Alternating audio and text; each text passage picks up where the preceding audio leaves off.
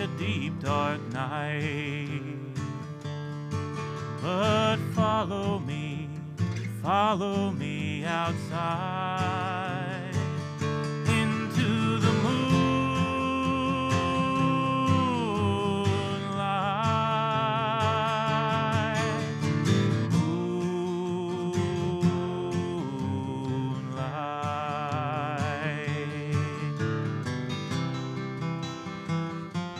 Welcome back to another episode of Wild Rose Moon's Moonlight series, featuring the talent that surrounds us all.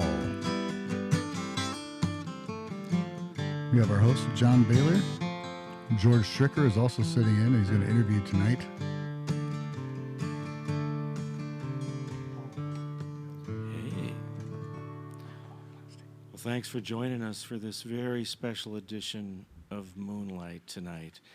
We have with us extraordinary writer, a good friend, and a wonderful author, award-winning author, David Hoppe. And David has just done an enormous amount of wonderful work as a columnist in Nouveau magazine. He's put together several collections of essays. He's written plays. He's written numerous things and has received accolades for his work.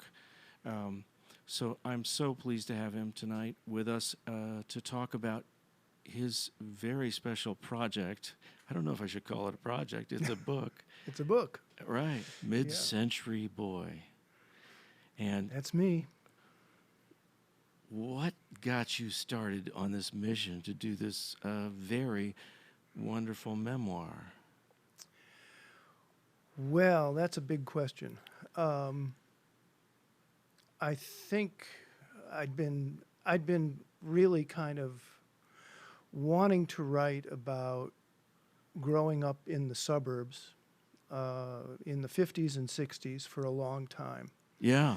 Because it seemed to me that though many of us shared that experience, oh my gosh. there really hadn't been that much written about it that wasn't either satiric or highly critical. Most of the books that have written about American cultural history of an everyday sort either focus on the cities or they focus on the country. Right. But they don't necessarily talk a lot about the suburbs. And so it seemed to me like this great unexplored territory. And I really wanted to begin to see if I could try and describe what that experience was like. Oh my gosh, did you nail it? It's a wonderful piece. Well, thank you. Yeah, I urge you all right now, and I've never done this early in any program, but I urge you to run out to Amazon and pick up one of these because it's well worth your read. Yeah, I think the other thing that really sort of triggered the book, I mean, I'd meditated on it for a long time. But what really triggered it then was the passing of my parents. My mother and father both died within about 6 months of one another. Yes. Lung cancer with your mother? No, it was a cascade of issues with my mother. My father had heart trouble, died very suddenly. My mother took a long time. My father went quickly, about 6 months later. And for me, at least, there have been two moments in life that make memory available in ways that I never knew it could be. One was the birth of my son. Suddenly I found myself having access to dreams and memories that I didn't know I had, especially from my childhood. And the other was the death of my parents. And when my parents passed, suddenly I found that I had access to memories that had been buried for a long time. How wonderful. Yeah, it was quite liberating.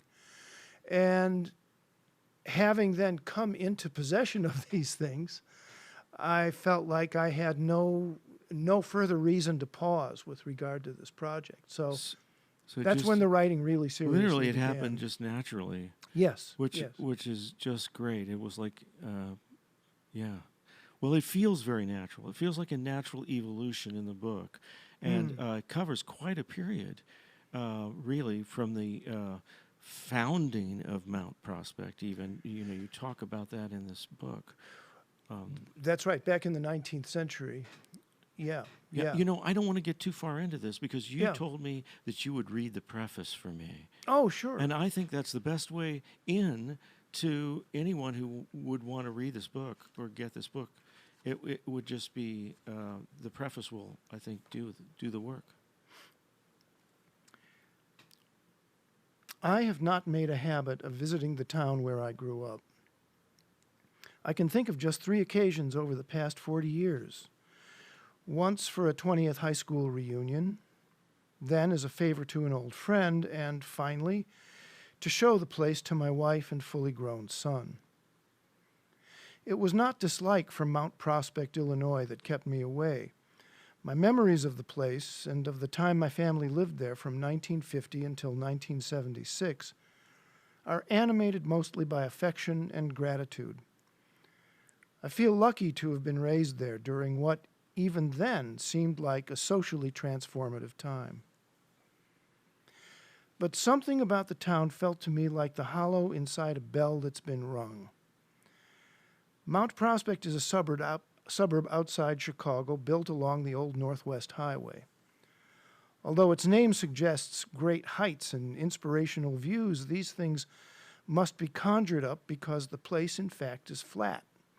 Former farmland where cornfields once dominated the landscape. I don't think this incongruity has ever bothered anyone if most folks regard Mount Prospect's name as standing for anything besides a useful reference point on a map or commuter timetable. It is perhaps for what it suggests about their aspirations. This is a determinedly middle-class community. The people living here have houses to keep up, bills to pay, and kids to raise. As long as it signifies solid property values in the crowded Chicago suburban real estate market, the name Mount Prospect works fine. All this is to say that, despite a certain retrospective fondness for the place, Mount Prospect ceased speaking to me years ago. People, including my parents, moved away. Landmarks like schools, the public library, and local movie house were altered or removed.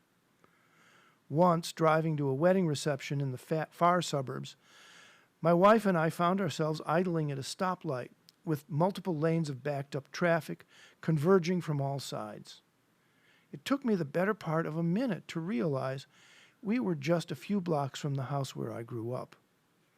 Mount Prospect no longer seemed a place so much as a node on a metropolitan grid. In 1950, when my parents bought their house there, this town was truly on the edge of what John Kennedy would call the new frontier. The lives of an entire generation had been disrupted, pulled away from home and school and work to fight a world war. Many never returned. Those that did were offered unprecedented opportunities through government programs like the GI Bill, enabling them, so long as they were white, to be educated, afford homes, and start businesses. These policies helped create the mid-century American middle class. They were not haphazard or accidental, but deliberate, an unabashedly egalitarian effort to distribute the country's wealth for the benefit of, if not all, then certainly a majority of citizens. For the first and arguably only time in our history, being middle class was cool. Children were a defining part of suburban middle-class life. Family entertainments dominated the movies and television. Civic organizations like Scouting and the Little League mushroomed. Public schools became a growth industry. And moms. For the most part, our mothers stayed at home through long afternoons, coordinating everything, or trying to. There was not a great deal of reflection. People didn't fret over their options or strategize at length about the future. History's momentum seemed irresistible, and so the audaciously experimental nature of so much of what was happening to the economy, suburban development, child rearing, between husbands and wives, was not fully appreciated. Although so many of us lived through it, The post-war middle-class suburban experience in towns like Mount Prospect has been short-changed relative to stories and cultural analysis originating in cities or the countryside. It's possible the suburban story has been passed over for the same reason I avoided my hometown over the years. There have always seemed like more interesting places to go. Meanwhile, virtually everyone agrees that America's middle class is now in crisis, an endangered social species. Where in John Kennedy's era, politicians talked about raising people out of poverty, today they campaign on trying to salvage what's left of the middle class. Many older voters who grew up during the post-war suburban boom years are frustrated they can't pass on to their kids the notion of progress their parents inculcated in them, that prosperity grows with each succeeding generation. What's fascinating is that as soon as they were able, these same folks began dismantling almost everything about the experiment that made the world they grew up in possible. It was like they couldn't help themselves. There is a story in this. And boy, is there a story. Amazing, amazing writing just in the preface. I love that idea that, as soon as the fruits are tasted, it's like they start to rot or something. It's like it's amazing when that huge period, and I grew up in that too, and I know what that was like. There was that, and your book captures that. There was that sense, or at least so we all felt in some ways, that you could just do anything. Yeah, I think that's true. To a very great extent, at least a lot of us did. Yeah. I'm talking about the privileged few, but we were given that sort of sense of, dream big, go on, Yeah. Well, I think, it is really interesting to think about the concept of progress. And I think one of the things we found out inadvertently was that if your whole culture is based upon the idea of progress, the idea that the arrow is always going to be pointing up. Yeah, which is sort of a materialistic fantasy. Sure. Right? That each generation is going to be more prosperous than the previous one. Yeah, once we ruin this planet, we'll just go on to the next one and ruin that one, and then we'll go on. Well, the thing is, as long as you believe in an idea of progress like that, right? Eventually you come to realize that in that environment, nothing is built to last. Right. And so, it's probably shouldn't be surprising that that so many of those in our cohort, who grew up during this time in this suburban environment, took it for granted. Oh boy. And wonder what happened to it, why it got away. Yeah, I often ask myself that same question, and your book is, I think, full of that question. I think it underpins some of the book, and I love how you're not afraid to deal with the social issues of the time in this book, and how I think I want you to read out of order. Is that okay? Yeah, that's fine. So it's the chapter where you are back in Washington, D.C. with your mother's grandparents. Is that right? My mother's parents. Mother's parents, I mean. Yeah. Mother's parents, right. And her mother and her stepfather. Right. And you're back there, and it's during the time that MLK is assassinated. Oh, yeah. Do you mind reading that? Sure. Let me see if I can find it. Do you know? I don't want that to become the sole focus, but it's an important moment. Oh, it's near the end. Yeah. I have it. I'm sorry. Should have given this to you in advance.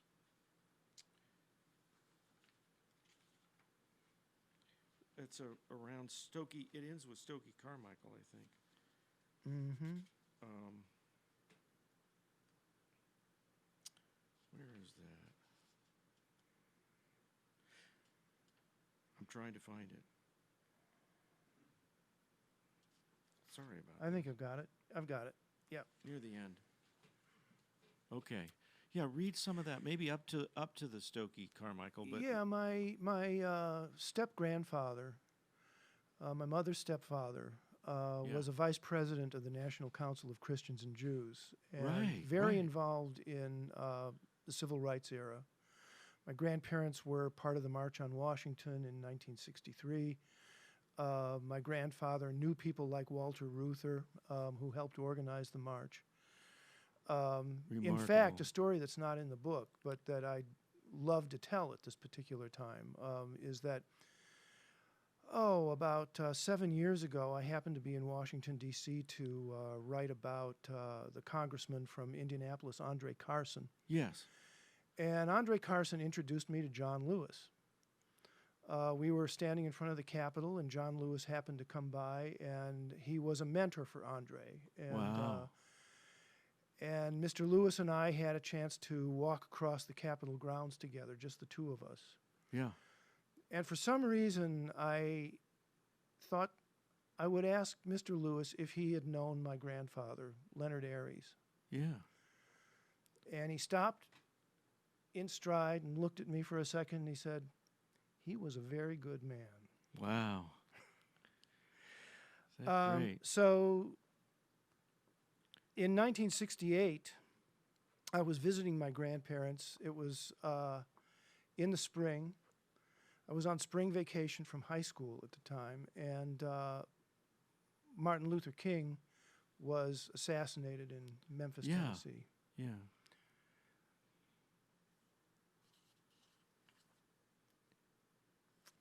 You might start on the, is it on the second page? Here we go. Can you start on the second page? Mm-hmm.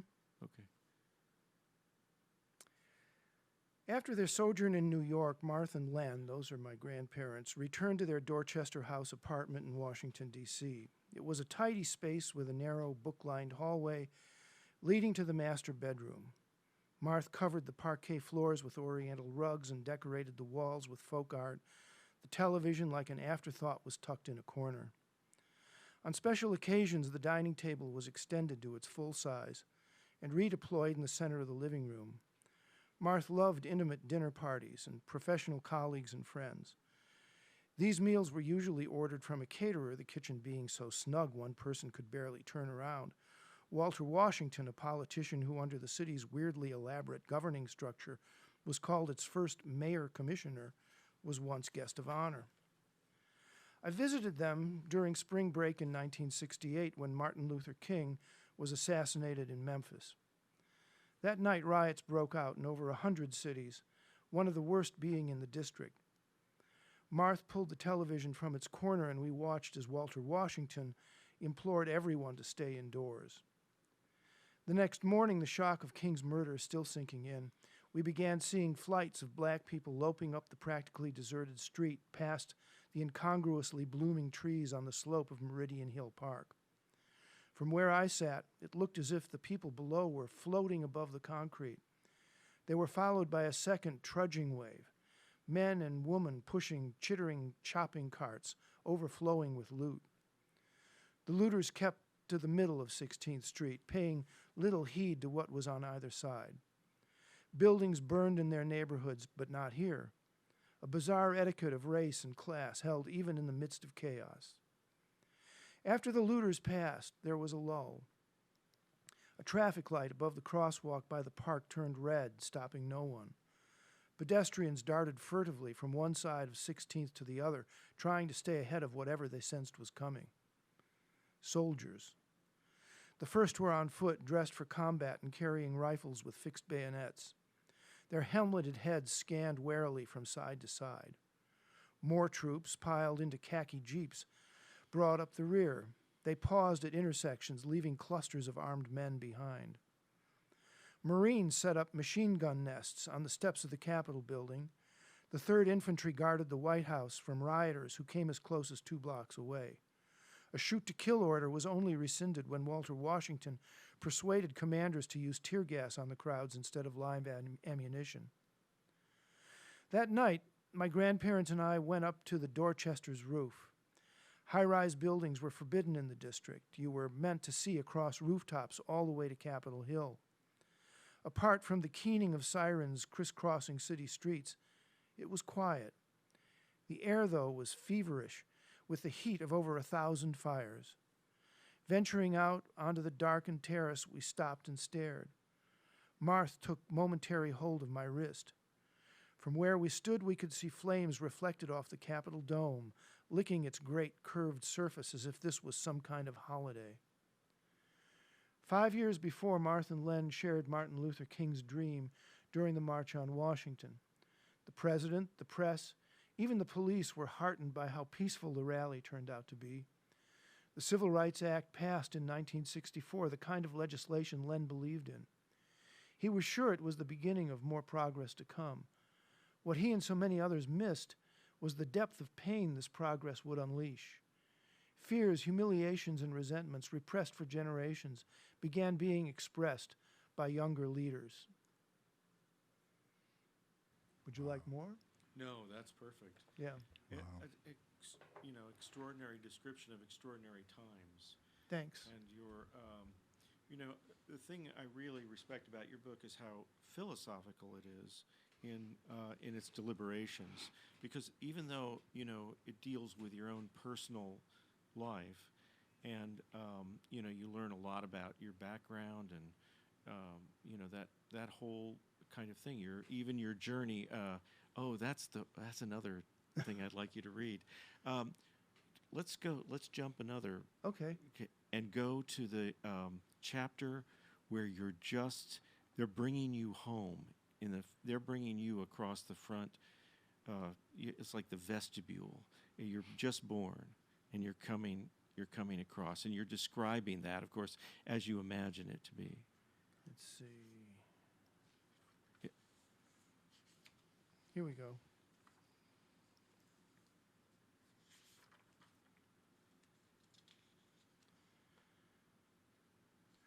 I was born at the end of 1950, early in the morning of December 28. When Eddie, that's my mother, started feeling labor pains, John drove her all the way to Evanston. It must have taken over an hour on those pre-dawn winter roads. But that's where their doctor's hospital was located, one of the last vestiges of my parents' shared life in the city. There wasn't a pediatrician they trusted in the boondocks. My grandfather, Harry, was ready with a camera when John brought Eddie back to Mount Prospect, to what was now, and for the next quarter century, my family's home. A flashbulb the size of a quail egg popped and crinkled. Eddie's smile looked slightly disoriented. John, in overcoat and uncharacteristic fedora, brim turned comically up, seems relieved to have gotten everyone through the door. I'm the bundle in my mother's arms. The three of us are jammed into the entryway, crowded by a closet door ajar with winter coats and mufflers. Off camera, but so close she can feel the cold air wicking from my parents' shoulders, is my grandmother, Laureen, suddenly like a girl again, wanting nothing so much as to hold the baby. I'm the family's first grandchild. The realization that life continues, the tiny fingers, toes, and lungs of it, fills the room like an exclamation point. There are smiles, handshakes, and hugs, probably tears. Harry lights ceremonial cigars that he and John promptly snuff in favor of cigarettes as celebratory drinks are poured. Laureen sits, alternately beaming and whispering sweet nothings to the baby, me, cradled on her lap. Eddie, meanwhile, is exhausted, exhilarated, keeping it together, just, and amazed by what she's accomplished. She is made a little woozy by finding herself in this momentous zone, where one thing, her carrying me, has just finished, and another, the rest of our lives together, is suddenly underway. Is it possible that Ingrid Bergman crosses her mind? Eddie admired Bergman as an artist and a woman. Earlier that year, Bergman gave birth to a daughter, Isabella, born out of wedlock to Italian film director Roberto Rossellini. Any other movie queen would have had the baby aborted, Studio Flax would have kept the episode a secret. Bergman's love affair was an international scandal, a flagrant rebuff to straight-laced American values.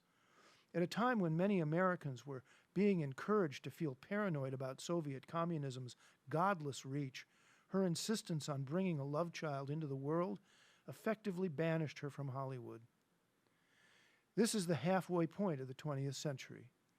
T.S. Eliot, whose epic poem The Wasteland is one of modernism's founding texts, makes a speech attacking television as the first children's programming is broadcast to the 15 million American households owning TV sets. Sunset Boulevard and The Third Man play at what we call movie houses. South Pacific, a musical about the war and overcoming prejudice, is on Broadway. A song from that show, This Nearly Was Mine, will haunt Eddie for the rest of her life. She will sing it to me beautifully on her deathbed. Man, that's such a beautiful passage in which you're, working from photographs and imagining the scene and how you so clearly set it out for that. What's that line about the exclamation mark? Again, exclamation point. Fills the room or something.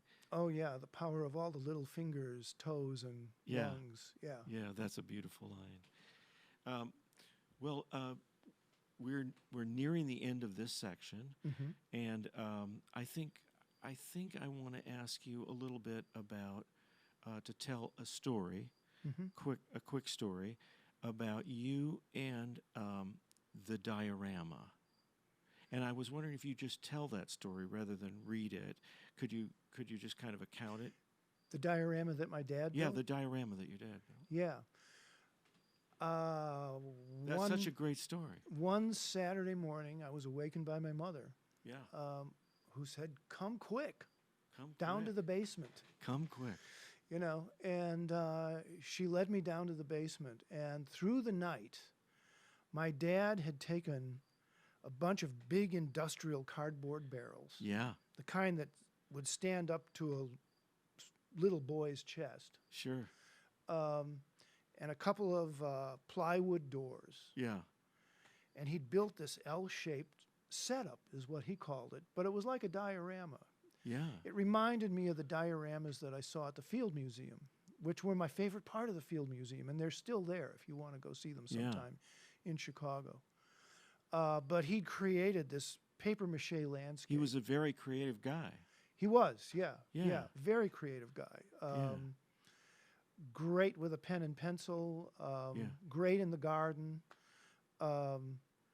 But he had created this landscape, papier-mâché mountains and caves and a lake and a stream and a waterfall even, coming off of one of these mountains. Done it all through the night so that I could have this place to play. And we ended up setting up an HO train set. I don't even know if they make HO trains anymore. Yeah. Those are the small ones. And man, I spent hours down there. I think that's recreating every war imaginable. And it's so interesting that a gift like that is so creative, and it asks for you to creatively engage with it. Yeah. And here you are creatively engaging with your ideas and your images and your thoughts, and probably developed a lot of that right out of that play state, right? Well, I think that one really good thing about that time is that if you were a kid, there were lots of other kids for you to play with. That's right. And we learned how to play. We learned how to play with each other, and we learned how to play by ourselves. Yeah. And I'm an only kid, so friends were especially important to me. Right. And but it also meant that I had a lot of alone time. So I learned how to play. And I think we all did to a very great extent, and that's something that I hope kids are able to do now. I think it's so important, an active sense of play. Yeah. I think it's often engendered by being allowed to be in some sort of wild space. It doesn't have to be wild in the sense that it can't be inside. It just has to feel wild. That's right. Right? That's right. As long as it feels wild. Yeah. and we're engaged, it works. And that's where imagination comes in. Yeah. I think that's right. Well, listen, we're going to close this section, and I can't wait to come back and do another section at 8. Looking forward to it. And this is Moonlight, and I'm just substitute interviewing for the great John Baylor, who has really helped make this series with Ryan Meir, and I really appreciate their attention to detail.